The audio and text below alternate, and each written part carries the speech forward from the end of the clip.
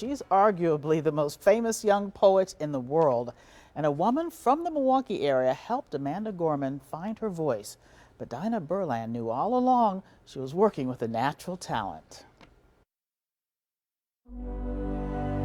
We are striving to forge our union with purpose, to compose a country committed to all cultures, colors, characters, and conditions of man. It was a tough assignment for any writer. Find words of hope after a deadly pandemic, deep political division, and a capital insurrection. While democracy can be periodically delayed, it can never be permanently defeated. But Amanda Gorman found the words when she became the youngest inaugural poet in U.S. history with her reading of The Hill We Climb. We, the successors of a country and a time where a skinny black girl descended from slaves and raised by a single mother, can dream of becoming president, only to find herself reciting for one. A Shorewood native knew Gorman years before the young poet's international acclaim. Award-winning poet, author, and editor Dinah Berland graduated from Shorewood High School in 1959.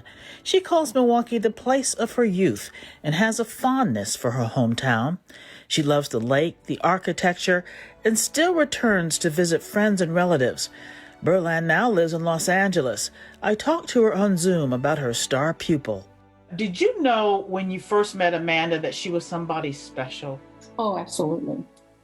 There was no question. Berland met Gorman through a group called Right Girl, which pairs mentors with teens.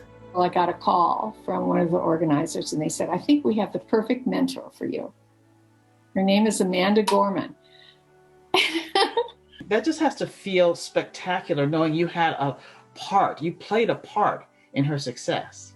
Well, I'm just thrilled for her. You know, I don't really take any credit because she was already very accomplished. I'm happy that I was able to bring those things to her, and I'm just gratified to have her as a friend. I think of her as a friend now. How long ago was it that you actually mentored her? I mentored her formally through graduation of high school, and then after that, we continued to see each other. She came to my house. I went to some events at her place. And then I met her in Washington, D.C. when she gave her talk as the National Youth Poet Laureate. Unfortunately, her mother couldn't make it because she teaches, and it was at the beginning of the semester. So Amanda invited me as her special guest. Berland recalls a teen of poise, confidence, and natural talent. We stayed in this nice little Georgetown hotel where she dressed and put on her makeup, all the while listening to Hamilton on her phone. And then we took a fancy Uber car to the Library of Congress, and that's where that picture was taken that I sent you. She gave a reading that just was a knockout, and she got a standing ovation. The type of poem that she does so well and excels at is called an occasional poem, a poem for an event. That's not the only thing she writes, but she excels at that. Berland, a retired senior editor for Getty Newspapers, has published poems in dozens of literary magazines.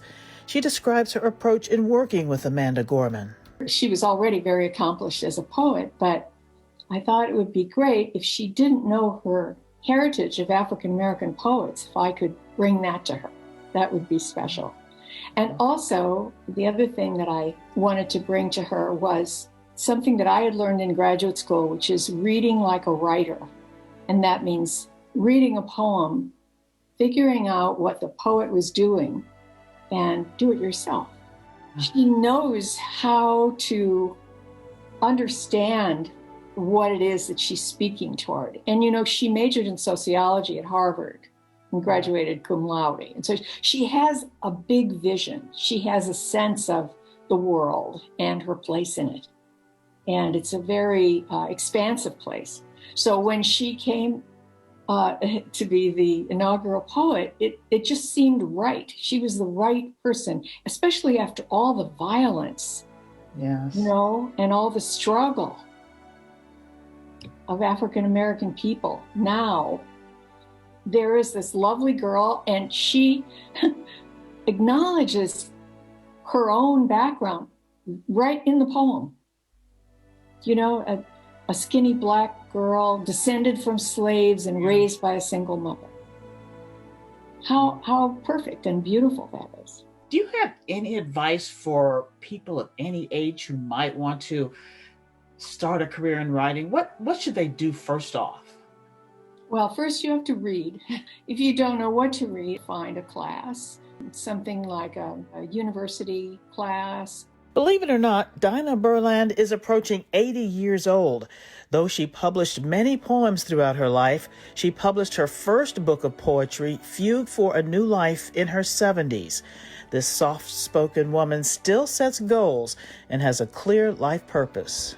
To know who I am and be able to use my whatever gifts I may have been given to help others. And Dinah Burland has done just that, sharing herself with a young lady who captivated our hearts with words and grabbed our souls. When I learned about it, that she was going to do it, it was just like it was clicking into place. This is for her.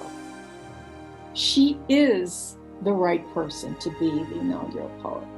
That even as we hurt, we hoped, that even as we tired, we tried, that we'll forever be tied together, victorious.